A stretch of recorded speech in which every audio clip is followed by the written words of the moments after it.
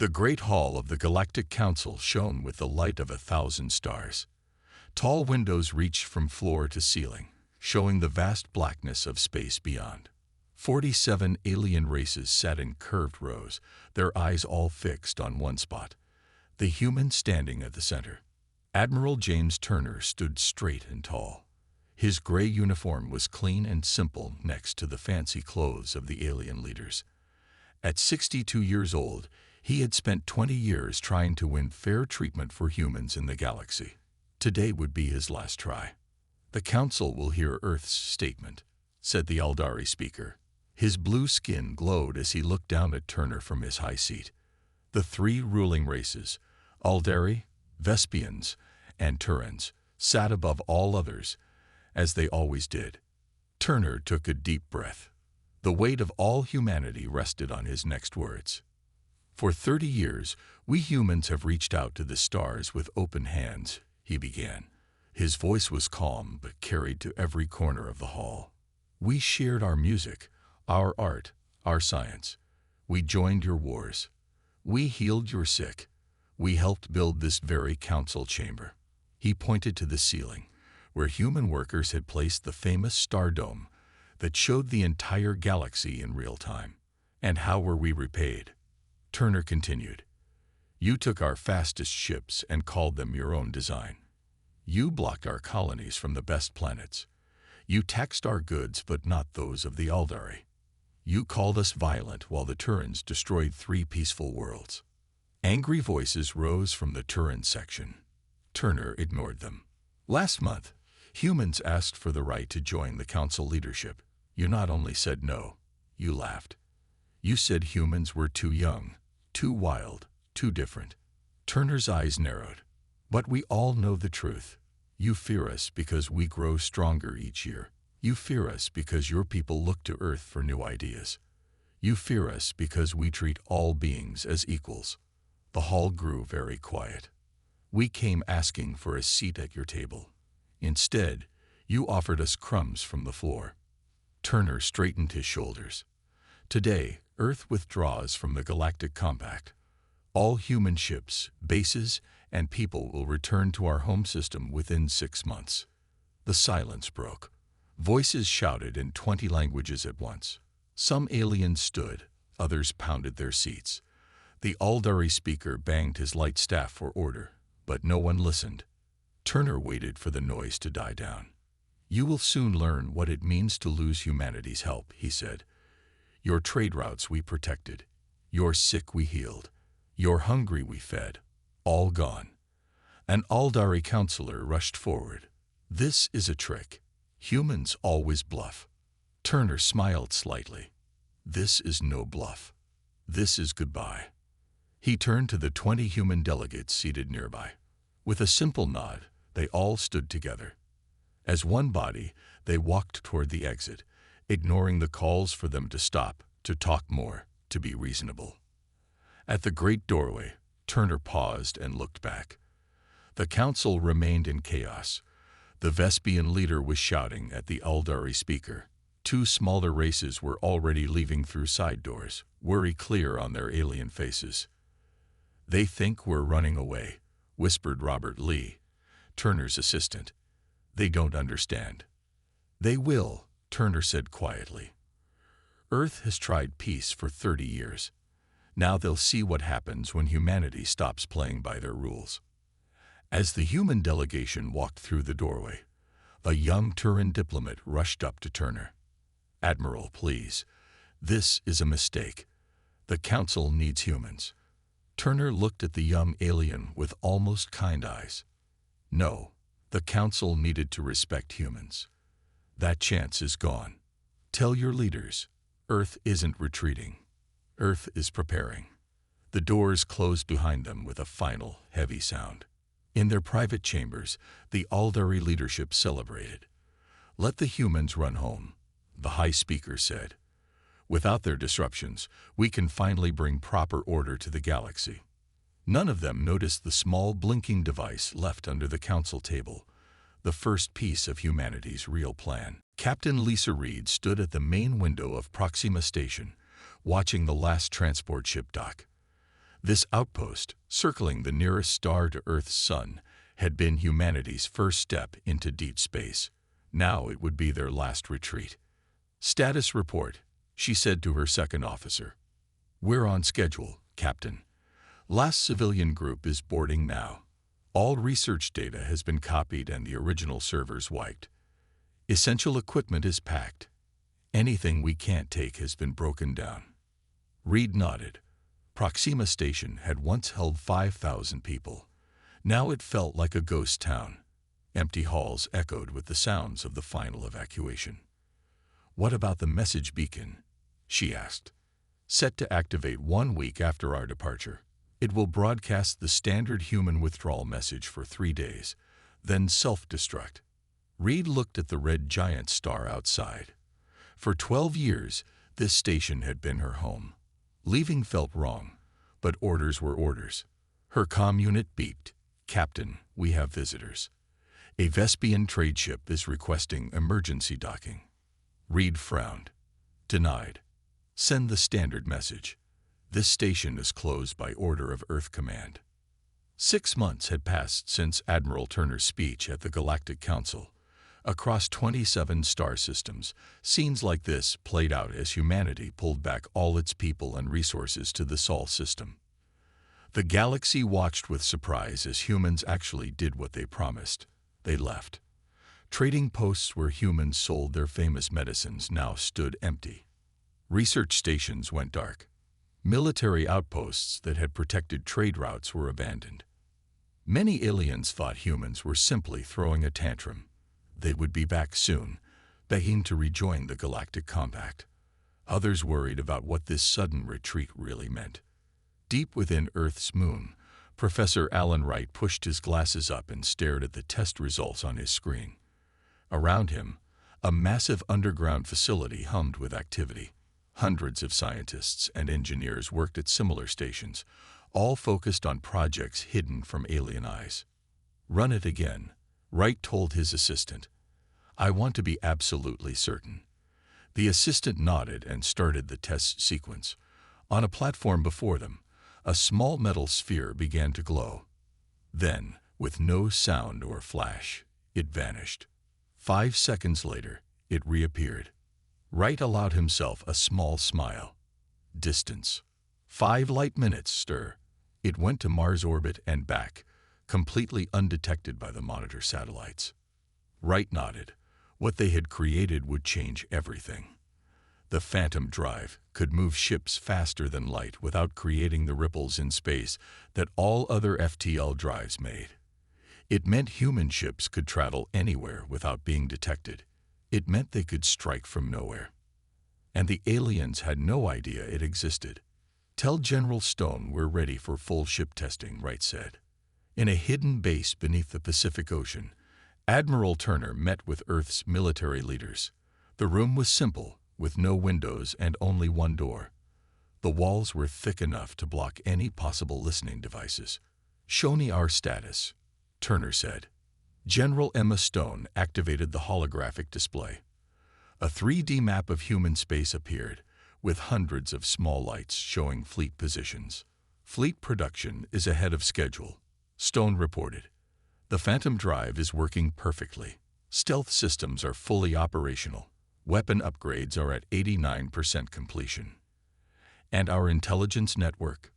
Turner asked. Director Marcus Bell stepped forward. "In place and active. Our agents who stay behind report increasing problems throughout Council space. Without human peacekeepers, 3 minor conflicts have already broken out. Pirates are attacking Turan ships along the Orion route. And our allies." Turner looked at the display section marked Friendly Species. The Talarians, Dorgians, and Nex face growing pressure from the Council races. The Eldari have begun restricting their trading rights. They need our help soon. Turner nodded slowly. "They'll have it. Humanity didn't abandon the galaxy. We're just changing our approach." He looked at the assembled leaders. "For 30 years, we played by their rules. Now, we make our own." Outside the meeting room, Earth continued its everyday life. But beneath the surface, humanity prepared for war. 8 months after humanity's departure, the galaxy was changing. Not slowly, as stars and planets usually change, but quickly, like a window breaking. On the trading world of Kepler, a human man sat at an outdoor cafe. He looked ordinary, just another trader passing through. His simple clothes matched those around him. No one would guess he was Director Marcus Bell, one of Earth's top intelligence officers. Bell sipped a blue drink and watched two Turan military officers argue with a local shopkeeper. Their voices grew louder. The shopkeeper, a small four-armed alien called a Dorjan, cowered as one Turan raised a weapon. "Pay the new tax or lose your shop," the Turan growled. "Council orders." Bell noted everything but did nothing. His job was to watch and report, not intervene. Not yet. When the Turans left, Bell activated a small device in his pocket. It looked like a common translator, but actually sent encrypted messages directly to Earth. Sector 7, Kepler Market. Turan military now collecting unauthorized taxes from non-council species. Third such incident today. All across former human space, Bell's agents observed similar scenes. Without human ships patrolling trade routes, pirates attacked vulnerable transports. Without human mediators, old feuds between species flared into open conflict. Without human technology maintaining vital systems, some colonies faced food and water shortages. The galaxy was discovering how much they had relied on humans. On the Aldari homeworld, High Speaker Toril stormed into the council chamber. His blue skin had turned almost white with anger. "Where is the human station data?" he demanded. "Our scientists need their agricultural research." The junior counselor trembled. "The data is gone, High Speaker. When the humans left New Hope Station, they wiped all systems. We found only empty servers. Then send ships to their other research stations. We have, High Speaker. All 23 stations are the same. Everything valuable was taken. What couldn't be moved was destroyed." Toril slammed his fist on the table.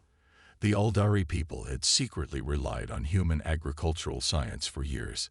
Their own scientists couldn't match human innovation. Now, crop failures threatened their southern continent. What about the human colonies? Surely they left equipment behind. "Nothing useful, High Speaker. It seems the humans had a very organized exit plan." Toril sat heavily in his chair. The Aldari had led the push to keep humans down, to deny them equal status. Now they faced the consequences. On the frozen world of Nyx, things were worse. The gentle, deer-like Nyx people had been close allies with humans. Now, without human protection, the aggressive Turans had moved in. They claimed the planet's rich mineral deposits as payment for protection. In a hidden cave beneath the ice, 200 Nyx gathered around a small communication device. It was old human technology, kept secret from the Turans. "Is it true?" asked their leader, an elderly female named Keela. "Have humans abandoned us completely?" The young male operating the device looked up with hope in his large eyes. "I don't think so. I've detected coded transmissions on old human frequencies. They're still out there, watching." "But will they help us?" another asked. "The Turans take our food, force our young to work in mines. We cannot last another winter like this." Keela touched the small human-made pendant she wore. It had been a gift from a human doctor who had saved her life years ago. "Humans keep their promises," she said. "If they are watching, they have a plan." Back on Earth, Admiral Turner reviewed the latest reports from Bell's network. The holographic display showed thousands of data points across hundreds of worlds. "The council races are overreaching," General Stone observed. "They're treating the smaller species worse than ever." Turner nodded grimly, "and creating perfect conditions for our return." He pointed to a flashing red dot. "The Nyx homeworld. Here's where we make our first move. Prepare Operation Thunderbolt." "A rescue mission?" Stone asked. "Not just a rescue," Turner replied. "A statement. The galaxy needs to know. Humanity didn't leave. We were just getting ready." Commander Tom Wilson studied the holographic display of the Turin military base on the frozen world of Nyx. The base was a dark metal structure built into the side of an ice mountain. It controlled the largest mining operation on the planet, where hundreds of Nyx people worked as forced labor. Defenses, Wilson asked his team. They sat inside a human stealth ship hidden in orbit around Nyx. No Turin sensors could detect them thanks to the new Phantom technology. Standard energy shields, automated weapon systems. About 50 Turin soldiers, reported his second, Lieutenant Anna West. Nothing we can't handle. Wilson nodded. After a year of watching and waiting, humanity was ready to make its first move. Operation Thunderbolt would send a clear message to the galaxy. Humans were back, and they were not playing by the old rules. Begin Phase 1, Wilson ordered. Deep in the systems of the Turin base, something awakened. 3 years earlier, when humans still openly visited Nyx, they had planted tiny computer viruses in every Turin system they could access. These viruses had remained dormant, waiting for a signal. That signal now came. Inside the Turin base, Commander Zex looked up in surprise as the lights flickered. "What's happening?" he demanded. His technician frantically worked at the control panel. "I don't know, sir. Systems are shutting down. Defense grid offline. Communications offline. Even life support is failing. Emergency power," Zex shouted. "Not responding." "Sir, everything is." The technician never finished his sentence as all lights and power in the base died completely. In the freezing darkness, the Turins could hear only the howling wind outside and their own panicked breathing. Aboard the human stealth ship, Wilson watched as 3 more Turin bases across Nyx went dark simultaneously. Not a single shot had been fired. "Phase 2, he ordered. 20 smaller ships detached from Wilson's vessel. They descended through the atmosphere, completely invisible to any functioning Turin sensors.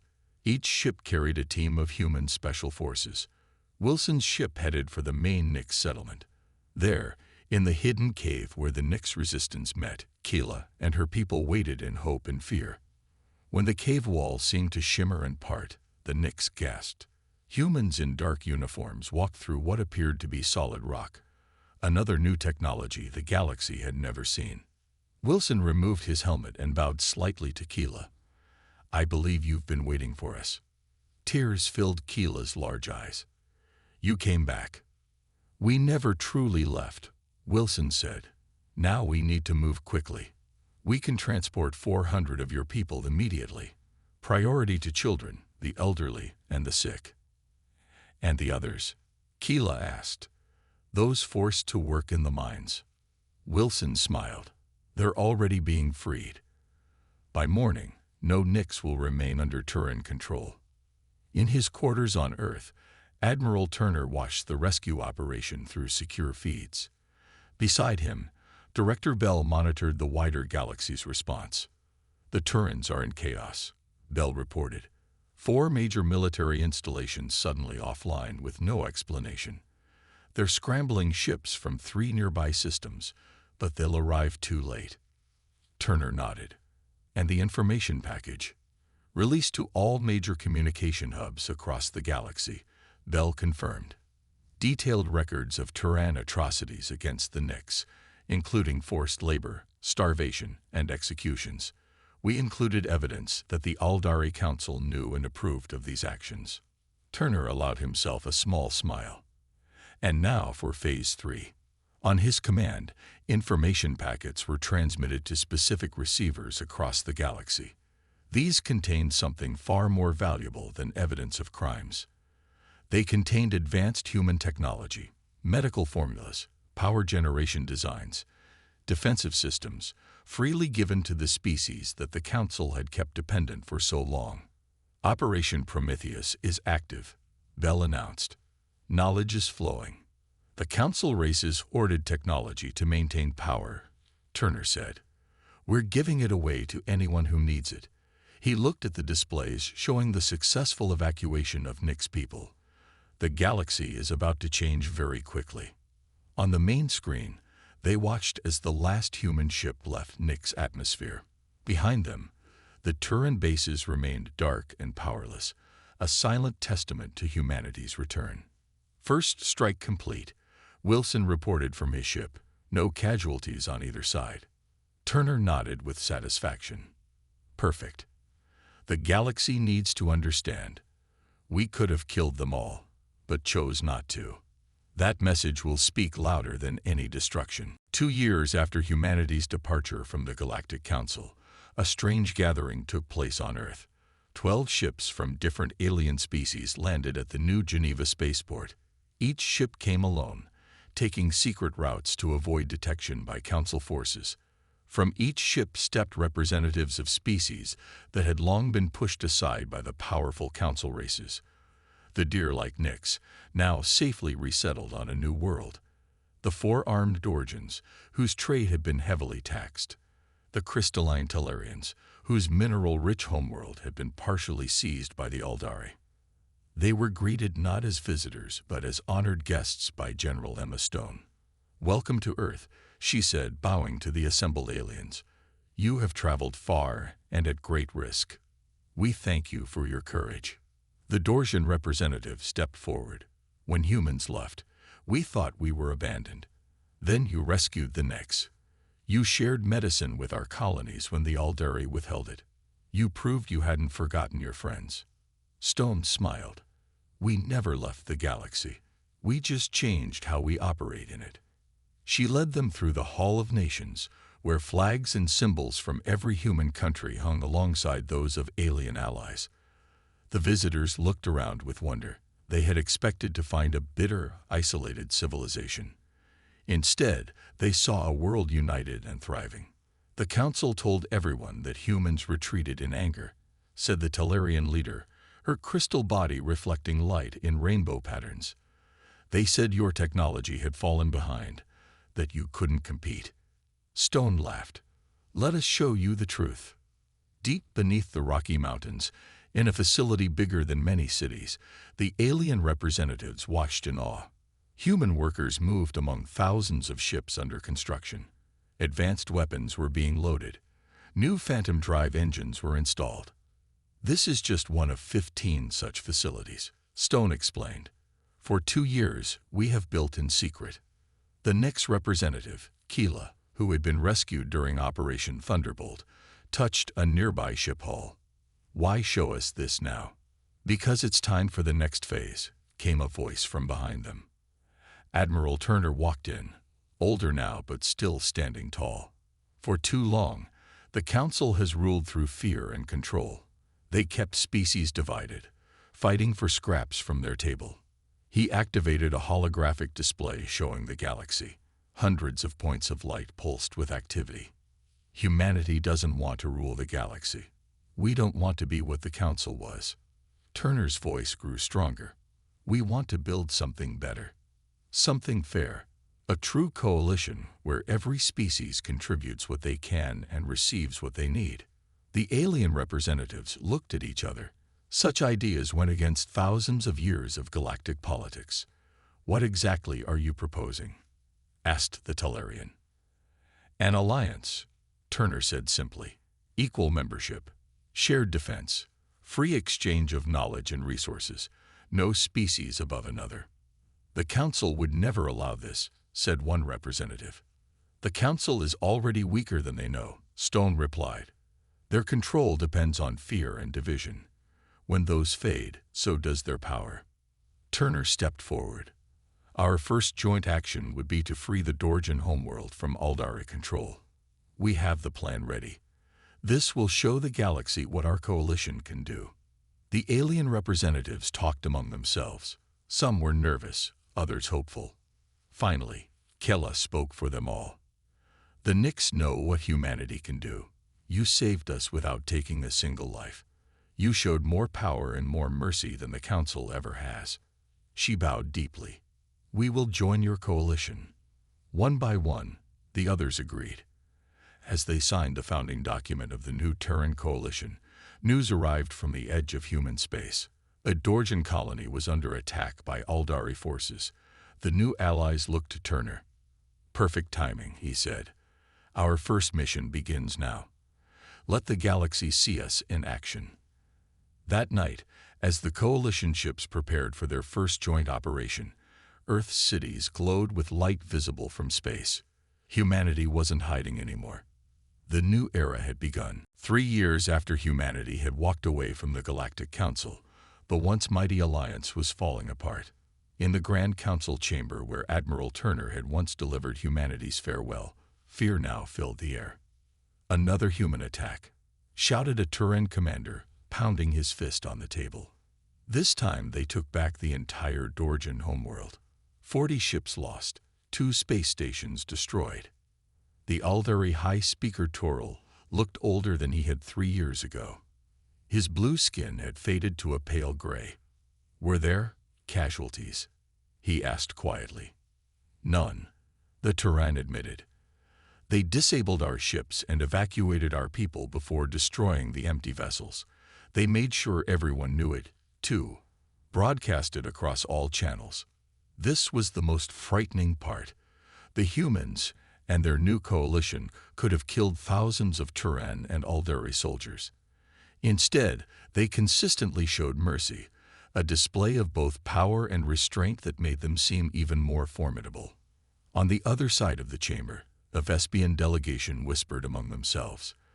The insect-like aliens had once been among the strongest council members.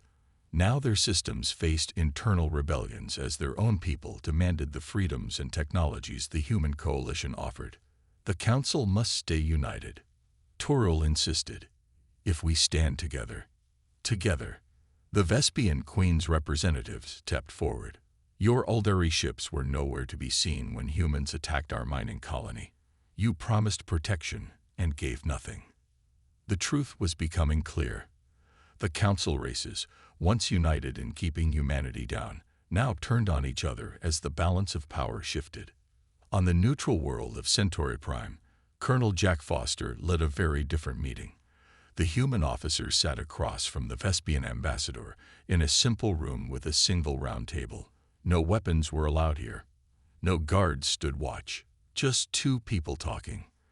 The Terran Coalition welcomes this dialogue, Foster said, his voice calm and measured. We have no desire for endless war. The Vespian's compound eyes reflected the room's light. My queen has sent me to discuss terms.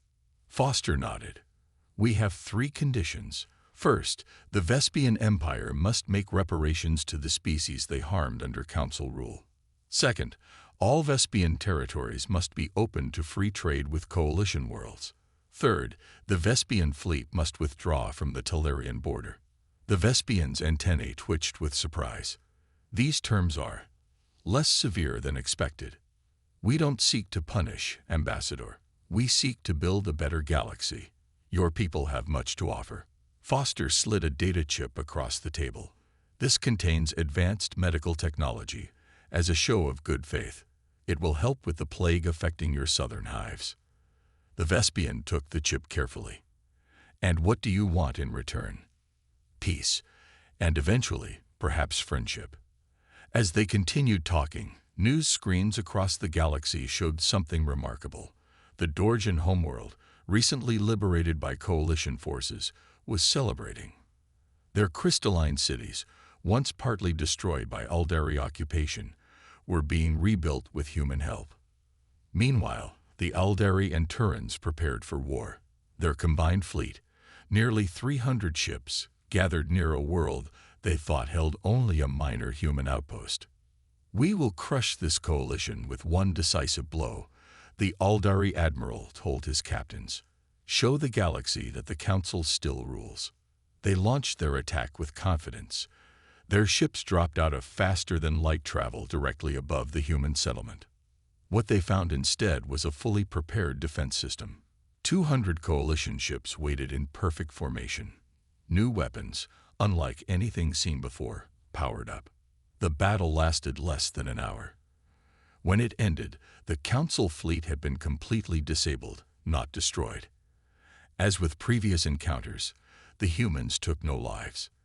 They simply showed that they could have. The battle was broadcast to every world in the galaxy. The message was clear. The old order was over. In the council chamber, more empty seats appeared as species began to reach out to the Terran coalition in secret. The universe was changing, and everyone knew it. 5 years had passed since Admiral Turner walked out of the Galactic Council chamber. In that time, the galaxy had changed more than in the previous 1,000 years. The grand meeting hall of the Terran coalition gleamed with morning light. Unlike the old council chamber with its high seats for powerful species and low seats for lesser ones, this room was circular. All seats stood at the same height. All members had equal voice. Admiral Turner, now 72 years old with silver hair and deeper lines on his face, stood to address the assembly. Around him sat representatives from 32 different species. Some had been powerful in the old council. Others had been barely noticed. Now they were equals. 5 years ago, Turner began. Humanity made a choice. We chose to walk away from a system that valued power over fairness. We chose to build something better. His voice carried easily through the hall. Today, we celebrate not just what we've built, but who we've become together. The coalition now controlled nearly 60% of known space, the technology humanity had kept hidden, and then freely shared, had brought prosperity to worlds that once struggled. Medical advances healed diseases that had plagued alien species for generations. Food production systems ended famines. Defense grids protected the once vulnerable. We never wanted war, Turner continued. We wanted justice. When the old council denied that, we created the conditions where justice could flourish. In the front row sat Keela of the Nyx, now a senior coalition leader. Beside her, representatives from the Dorgians, Talarians, and even the Vespians nodded in agreement. The old Galactic Council still existed, but only as a shadow of its former self.